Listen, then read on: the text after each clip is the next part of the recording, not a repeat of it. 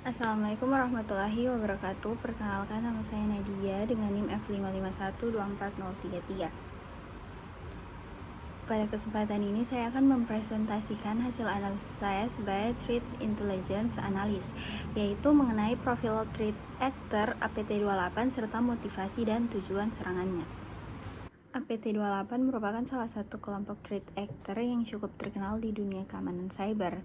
Kelompok ini juga dikenal dengan berbagai alias seperti Fancy Bear, Sofasi, Setnit, dan Poundstorm.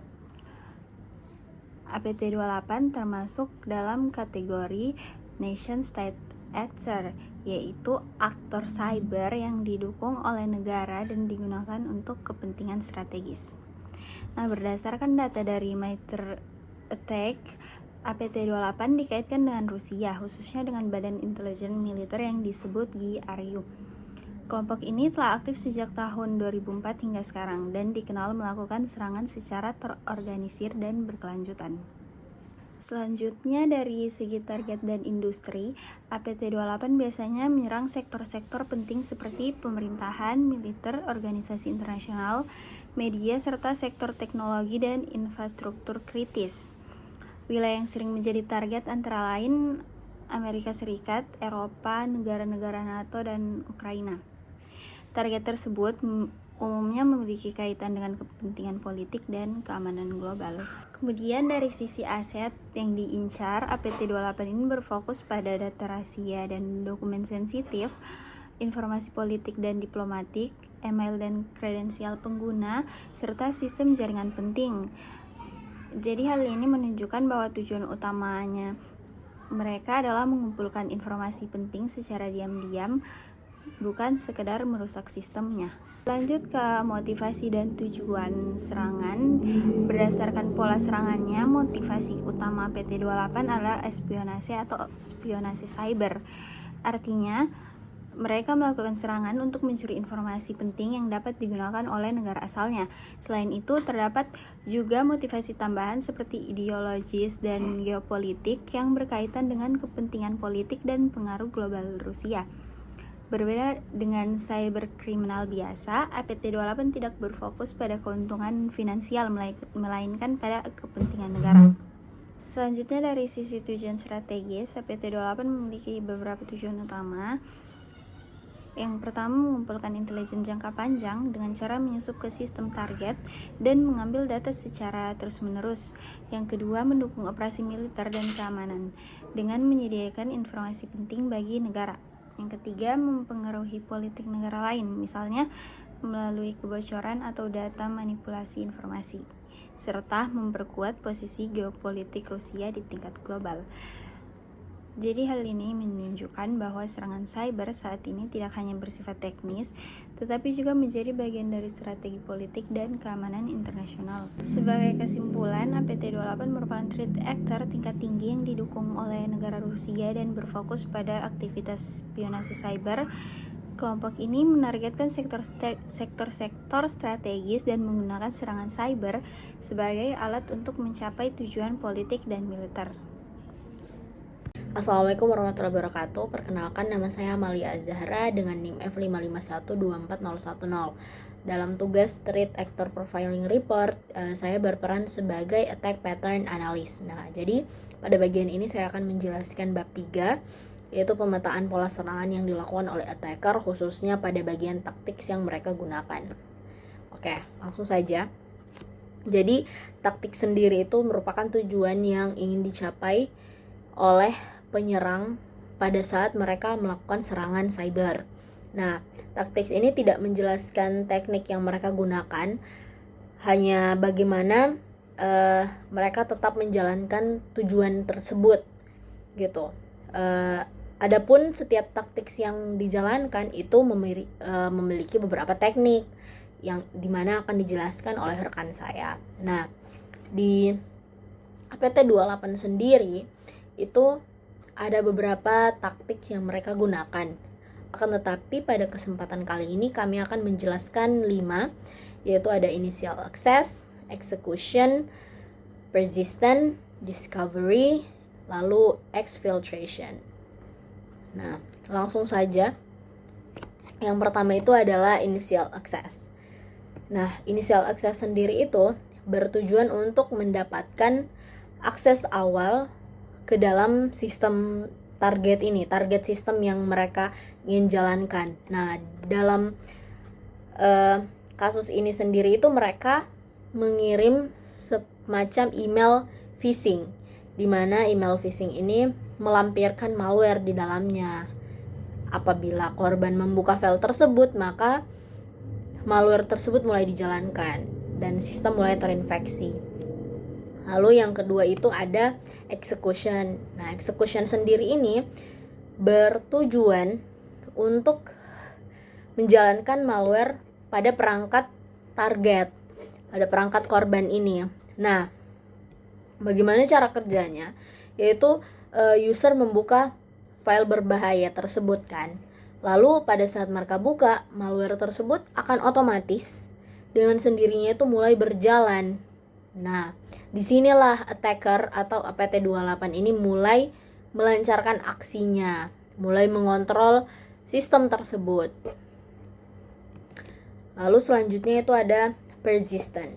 Nah, persistent sendiri ini bertujuan untuk mempertahankan akses jangka panjang. Nah, akses apa yang dimaksud itu adalah akses mereka terhadap sistem ini.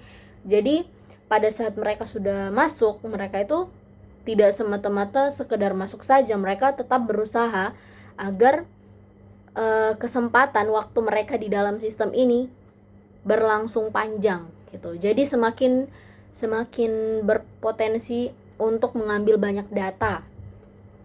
Nah, pada saat malware ini sudah masuk, mereka melakukan taktik ini persistent. Nah, mereka memastikan bahwa malware yang sudah masuk ini tetap aktif walaupun sudah di restart. Lalu discovery. Nah, discovery sendiri ini itu bertujuan untuk mempelajari sistem dan jaringan korban. Jadi pada saat mereka masuk ke dalam jaringan ini, mereka mulai mencari tahu, mempelajari, mengambil info terkait user, terkait sistem, dan mereka juga mengecek jaringan internal. Nah, dalam taktik ini juga mereka langsung ya terkadang itu menentukan target berikutnya. Di sini mereka memang menentukan melalui taktik discovery itu mereka mencoba untuk menentukan target berikutnya. Lalu yang terakhir itu ada exfiltration. Nah, exfiltration sendiri ini bertujuan untuk mencuri data.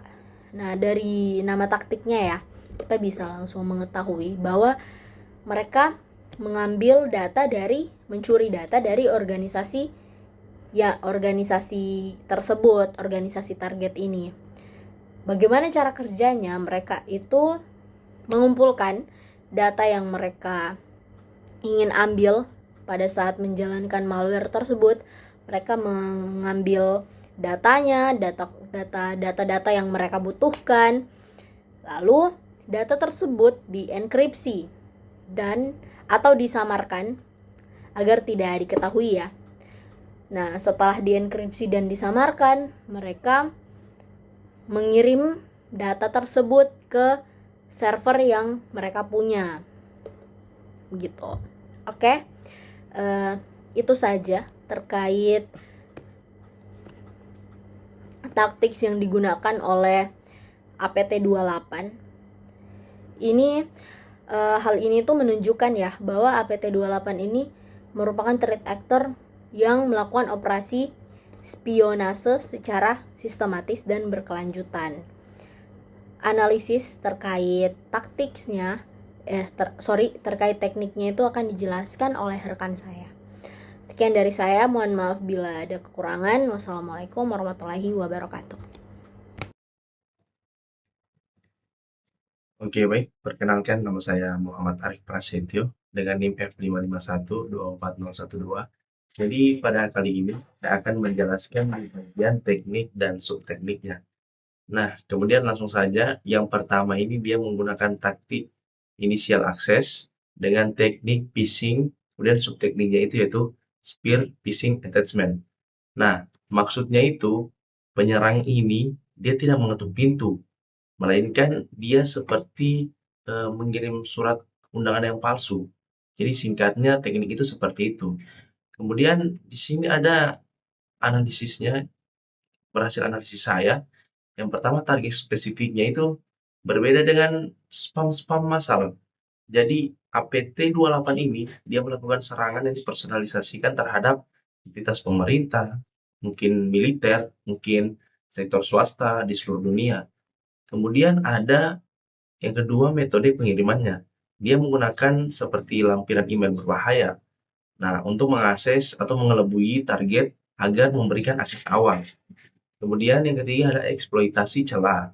Nah, di sini selain phishing, mereka juga sering mengkombinasikan kredensial yang dicuri dengan eksploitasi kerentanan publik seperti untuk menjalankan kode jarak jauh atau remote control lah untuk kodenya begitu.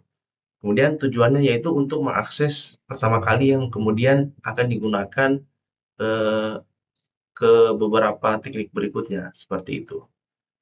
Kemudian yang kedua itu ada execution. Nah, jadi tekniknya itu user execution dan subtekniknya yaitu malicious file. Nah, intinya malware tidak bisa berjalan sendiri tanpa hidden system. Disinilah dilakukan teknik yang pertama ini, yang kedua ini. Nah, untuk yang ketergantungan aksi korban yang pertama ini, teknik ini mengharuskan korban melakukan tindakan spesifik seperti membuka lampiran email yang tampak sah, melainkan itu adalah target awal memicu rantaian serangan. Kemudian yang kedua ada metode penyamaran. Nah, di sini APT28 ini dia memancing pengguna agar mengeksekusi file berbahaya yang seringkali dikombinasikan dengan memicu rantai serangannya itu. Kemudian yang ketiga, eksekusi latar belakang. Nah, di sini begitu file dieksekusi, payloadnya itu mungkin akan berjalan untuk memberikan akses jarak jauh atau remote access yang saya bilang tadi, dan menjalankan kode tanpa disadari oleh penggunanya. Nah, kemudian ada yang keempat ini tujuan lanjutan. Nah, jadi setelah berhasil dieksekusi nih, aktor ini mungkin akan melanjutkan dengan taktik-taktik lain untuk bergerak secara mengumpulkan informasi tambahan di dalam jaringan pada target tersebut. Kemudian yang ketiga ini ada taktik persistence dengan teknik yaitu boot or logon auto start execution dengan subtekniknya yaitu registry, run case, atau startup folder. Intinya mereka mendaftarkan malware ke dalam daftar aplikasi otomatis Windows-nya target ini mirip aplikasi yang otomatis terbuka saat laptop akan dinyalakan atau komputer.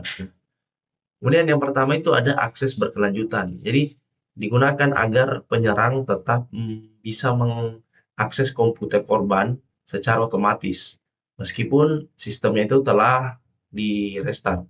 Kemudian ada modifikasi registry. Nah, di sini malware APT28 ini dia bekerja dengan cara memodifikasi Windows-nya dengan registry run case. Kemudian yang ketiga ada eksekusi otomatis. Nah, teknik ini merupakan cara paling efektif bagi penyerang untuk memastikan malware langsung aktif kembali setiap kali pengguna melakukan login di laptop. Kemudian tujuan utamanya yaitu menghindari keharusan melakukan eksploitasi guna pengiriman phishing kembali setelah komputer target ini dimatikan. Seperti itu. Kemudian yang keempat itu ada taktik discovery dengan teknik System Network Configuration Discovery dengan subtekniknya itu Wi-Fi Discovery. Nah, jadi intinya APT28 ini akan mencari tahu sinyal Wi-Fi apa saja yang ada di sekitar lokasi korban ini. Kemudian informasinya ini digunakan untuk melacak posisi geografis target. Kemudian yang analisis pertama itu dia ada identifikasi jaringan. Nah, seperti saya bilang tadi, jadi APT28 akan memindai dan mengidentifikasi seluruh jaringan Wi-Fi yang tersedia di sekitar perangkat korban ini. Nah, kemudian yang kedua, pengumpulan metadata. Nah, otomatis mereka akan mengambil informasi penting terkait jaringan itu. Mungkin seperti SSID, kekuatan sinyal, atau dan lain-lain. Kemudian ada pemetaan lokasi. Nah, ini informasi WiFi yang digunakan penyerang untuk memetakan lokasi fisik target secara akurat. Jadi, mereka harus tahu nih medannya seperti apa, mungkin seperti itu. Kemudian yang keempat itu ada celah masuk tambahan. Nah, ini celah masuk tambahan mungkin opsi lain untuk mencari jaringan WiFi yang kurang aman sebagai jalur alternatifnya mereka untuk mempermudah pergerakannya di dalam jaringan, mungkin seperti itu. Kemudian yang terakhir, exfiltration. Taktik exfiltration dengan teknik exfiltration over alternative protocol, dengan subtekniknya itu exfiltration over asymmetric inskripsi non C2 protokol. Nah, yang saya tangkap maksudnya ini dia adalah tahap membungkus barang curian agar tidak ketahuan sistem pada saat dibawa keluar dari targetnya itu. Yang pertama itu ada perlindungan data. Nah, jadi APT28 ini dia mengirimkan data hasil curian dengan melindungi menggunakan yaitu inskripsi asimetris. Nah, kemudian yang kedua ini protokol standar, dia memanfaatkan protokol umum mungkin seperti HTTP yang tidak terhubung langsung dengan channel C2 utamanya. Nah, kemudian yang ketiga dia menghindari deteksi. Nah, inskripsi dilakukan agar isi dokumennya itu tetap rahasia dan tidak dapat dibaca oleh sistemnya. Nah, kemudian yang terakhir itu ada penyamaran trafik. Nah, jadi setelah dicuri nih banyak semua barang-barang dan akan dibawa keluar. Jadi proses pencuriannya itu dirancang agar terlihat seperti trafik yang biasa atau trafik keluar yang biasa sehingga tidak memicu alarm keamanan jaringannya. Jadi otomatis targetnya ini tidak ada was-was terhadap apa yang terjadi pada trafik jaringannya itu. Jadi secara tidak langsung si APT28 ini secara aman bisa menarik datanya kembali. Mungkin sepemahaman saya sampai situ. Terima kasih. Saya serahkan ke teman saya selanjutnya.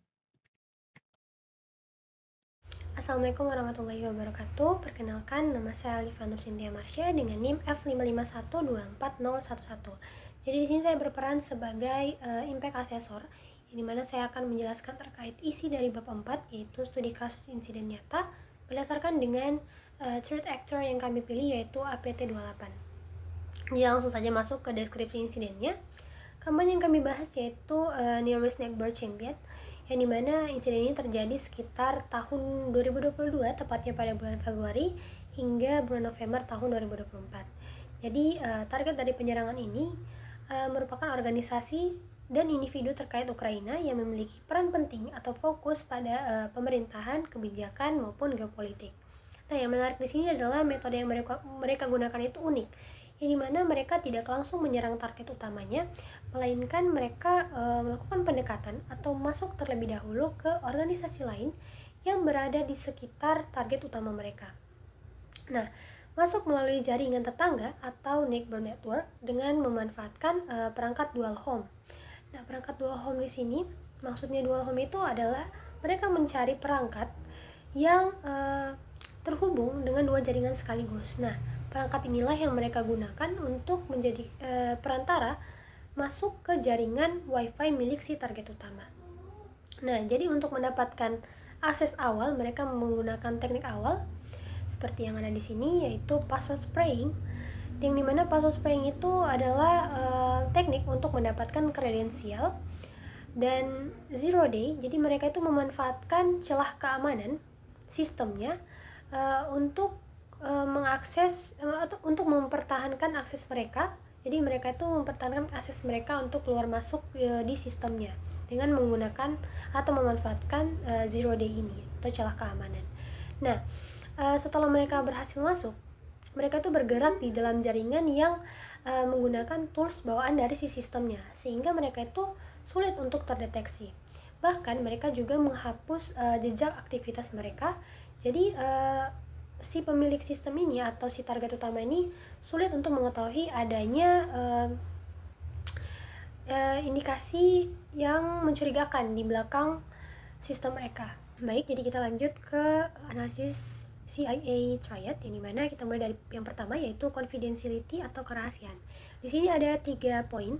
Yang pertama ada akses ilegal ke sistem, yang kedua data sensitif terekspos dan berpotensi bocor, dan yang ketiga adalah terjadi exfiltration data. Nah, artinya pada kasus ini tuh penyerang itu berhasil masuk ke sistem tanpa izin menggunakan kredensial yang sudah dicuri tadi. Nah, dengan akses tersebut mereka itu bisa melihat dan mengambil data yang bersifat sensitif atau data-data penting dari dalam sistemnya. Bahkan data tersebut itu tidak hanya diakses tapi juga dikirim keluar ke pihak penyerang atau yang biasa disebut dengan exfiltration. Nah, jadi dampak yang paling besar dari serangan ini adalah kebocoran data atau kerahasiaan informasinya. Nah, yang kedua adalah integrity atau keutuhan. Di sini ada 3 poin juga, yaitu potensi perubahan konfigurasi sistem, risiko manipulasi data, dan mendukung persistence penyerang. Jadi walaupun bukan tujuan utama, tetap ada kemungkinan bahwa penyerang itu melakukan perubahan di dalam sistemnya. Misalnya mereka itu mengubah konfigurasinya atau menjalankan perintah-perintah tertentu agar akses mereka itu tetap bertahan gitu. Nah, hal itu disebut dengan persistence, yaitu kondisi di mana penyerang itu berusaha tetap berada di dalam sistem dalam jangka waktu yang lama tanpa bisa terdeteksi. Nah, akhirnya keutuhan dari datanya itu bisa berpotensi terancam gitu. Nah, lanjut ke yang ketiga, yaitu availability atau ketersediaan. Di sini ada 3 poin juga, yang dimana tidak ada serangan langsung atau dalam kurung DOS atau ransomware. Yang kedua, sistem tetap berjalan normal, dan yang ketiga, gangguan tidak langsung saat investigasi. Nah, jadi dalam kampanye ini tuh penyerang tidak berusaha merusak atau menghentikan sistemnya. Justru mereka tuh menjaga agar mereka tetap tidak dapat terdeteksi atau tidak menimbulkan kecurigaan. Jadi mereka tetap menjaga sistem itu tetap berjalan dengan normal. Nah, namun gangguan itu tetap bisa terjadi saat investigasi. Misalnya ketika sistem itu harus dimatikan untuk melakukan investigasi atau pemulihan setelah serangan itu diketahui gitu. Lanjut ke pemetaan teknik ke insiden. Jadi teknik pertama yang mereka gunakan adalah password spraying, yang dimana teknik itu digunakan untuk mereka mencoba-coba masuk ke banyak akun menggunakan kombinasi password. Nah, jika mereka berhasil, maka mereka mendapatkan akses awal ke sistem tersebut. Nah, confidentiality lah yang paling berdampak di sini karena akun pengguna itu berhasil dikompromikan. Nah, selanjutnya adalah teknik valid accounts, yang dimana setelah mereka mendapatkan kredensial tadi, penyerang itu menggunakan akun yang sah untuk masuk ke sistem. Jadi karena terlihat seperti pengguna biasa atau pengguna normal, maka mereka itu sulit untuk terdeteksi atau dilihatlah ada kegiatan mencurigakan di dalamnya. Nah, dampak ini juga pada confidentiality karena penyerang itu bisa mengakses data sensitif tanpa memicu adanya kecurigaan. Kemudian yang ketiga adalah credential dumping. Nah, teknik ini itu digunakan untuk mengambil kredensial tambahan dari sistem yang sudah mereka akses. Jadi dengan teknik ini tuh penyerang itu bisa memperluas aksesnya ke sistem lain. Nah, dampaknya itu tidak hanya pada confidentiality karena semakin banyak akun data yang bisa diakses, tapi juga pada integrity karena dengan kredensial tersebut maka keutuhan dari sistem itu bisa terancam karena bisa jadi mereka mengkonfigurasi sistem untuk mempertahankan akses. Nah, selanjutnya adalah teknik remote service. Nah, teknik itu digunakan untuk berpindah dari satu sistem ke sistem lain, termasuk di dalam kasus ini itu digunakan untuk melakukan pivot melalui perangkat dual home. Nah, dampaknya itu pada confidentiality karena teknik itu membuat penyerang bisa mengakses lebih banyak sistem yang penting yang berisi data-data sensitif. Nah, yang terakhir adalah teknik exfiltration over web service, yang dimana teknik ini tuh digunakan untuk mengirim data keluar dari sistem korban melalui layanan web. Nah, dampaknya itu sangat jelas pada confidentiality karena data sensitif itu berhasil diambil, bahkan dikirim keluar ke pihak penyerang. Jadi dapat saya simpulkan, kampanye Nervous Neighbor ini menunjukkan bahwa APT28 ini menggunakan metode yang cukup canggih dan tidak langsung untuk mendapatkan akses ke target. Nah, dampak terbesar dari serangan ini itu ada pada aspek kerahasiaan data, sedangkan integritas dan ketersediaan sistem itu hanya terdampak secara tidak langsung. Nah, bagian ini juga berkaitan dengan analisis teknik pada bab sebelumnya, serta akan menjadi dasar dalam menentukan strategi mitigasi pada bab selanjutnya. Sekian dari saya, terima kasih. Wassalamualaikum warahmatullahi wabarakatuh. Assalamualaikum warahmatullahi wabarakatuh. Perkenalkan, nama saya Anissa Aulia Febrina Ayunda dengan NIM F55124005. Jadi di kesempatan kali ini saya berperan sebagai mitigation strategist. Pada bagian ini saya akan menjelaskan bab 5, yaitu mengenai rekomendasi mitigasi berdasarkan teknik serangan yang digunakan oleh APT28 atau threat actor yang kelompok kami pilih. Nah, tujuan dari bagian atau bab 5 ini adalah untuk menunjukkan bagaimana teknik serangan yang telah dianalisis sebelumnya dapat diminimalkan melalui penerapan kontrol keamanan yang tepat berdasarkan kerangka dari Mitre Attack sendiri. Nah, di bagian pertama ini mengenai analisis kesenjangan kontrol. Nah, berdasarkan teknik yang digunakan oleh APT28, di situ terdapat beberapa kesenjangan kontrol utama dalam sistem keamanan organisasi. Pertama, itu pada aspek autentikasi dan juga manajemen kredensial. Terlihat di situ tuh bahwa organisasi ini tuh masih lemah dalam menghadapi teknik seperti password spraying, valid accounts, dan credential dumping. Nah, hal ini tuh menunjukkan bahwa belum optimalnya penerapan kebijakan kata sandi dan tidak adanya multi-factor authentication serta lemahnya perlindungan terhadap kredensial di dalam sistem itu. Nah, sebagai contoh, jika sebuah organisasi itu masih menggunakan password sederhana seperti yang paling umum itu kayak admin 123 atau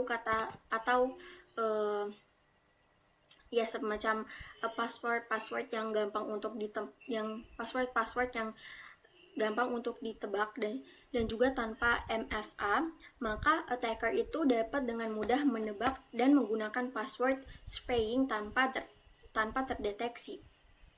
Nah, yang kedua itu pada aspek kontrol jaringan itu terdapat bahwa lemahnya segmentasi memungkinkan attacker berpindah antar sistem menggunakan remote service. Misalnya dari satu komputer karyawan, attacker bisa masuk ke server utama tanpa hambatan.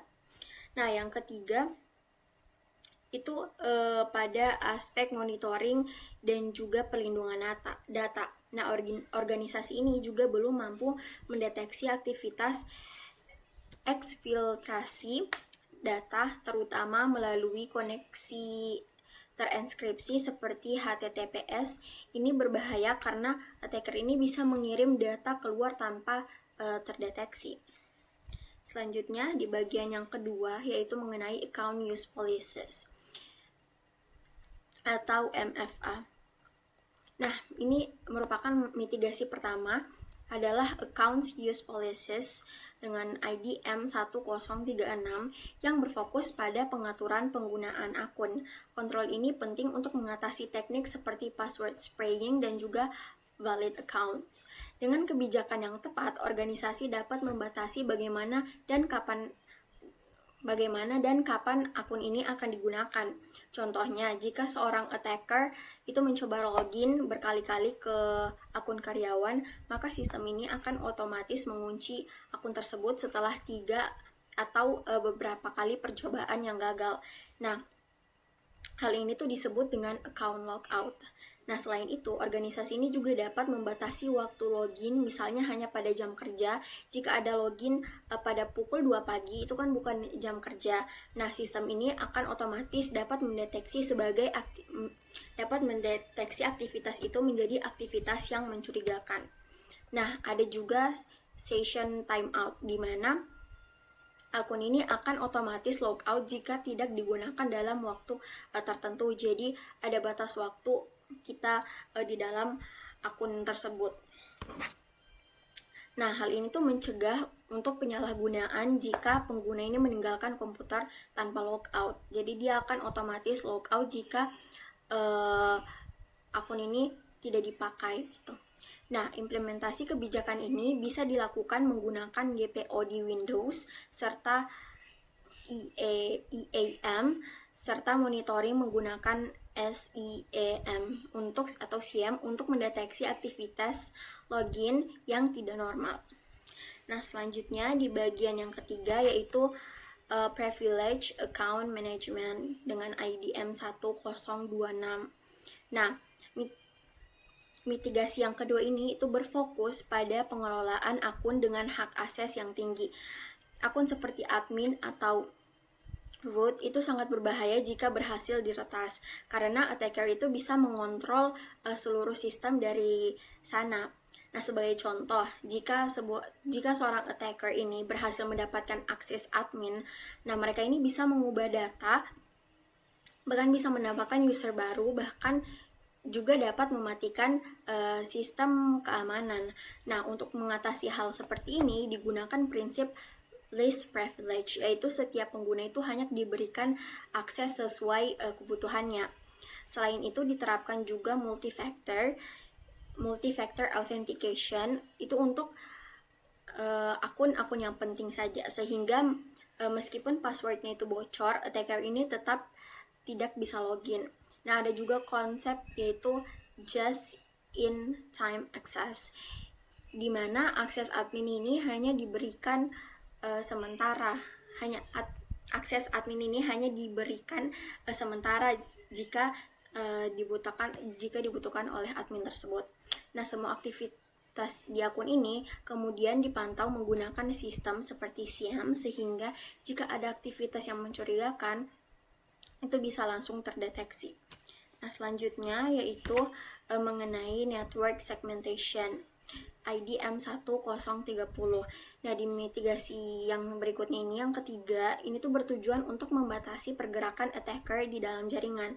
Nah, tanpa segmentasi ini, jaringan organisasi seperti satu ruangan itu besar tanpa sekat. Nah, jadi jika attacker masuk, mereka bisa mengakses semua sistemnya.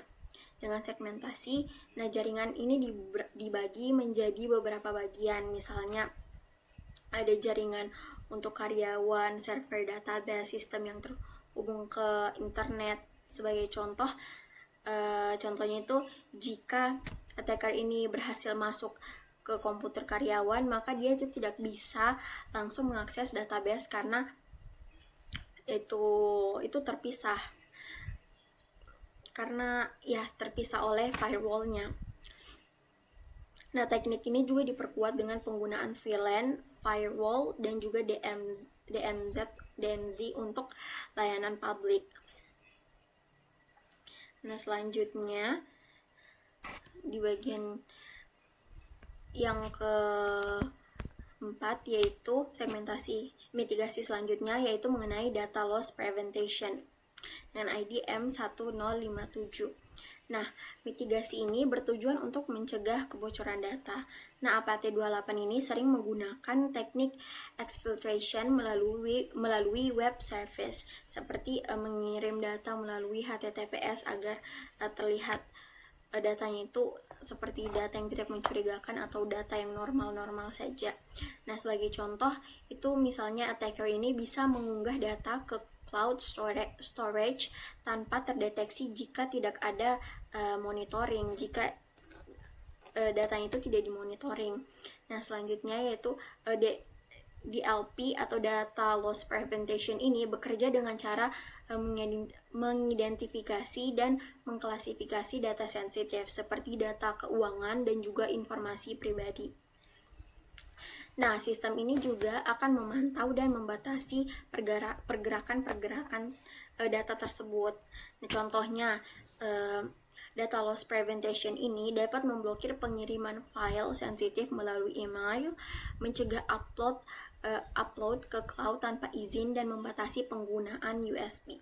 Selain itu, data loss prevention ini juga bisa diterapkan di endpoint dan juga jaringan untuk memantau aktivitas data secara menyeluruh.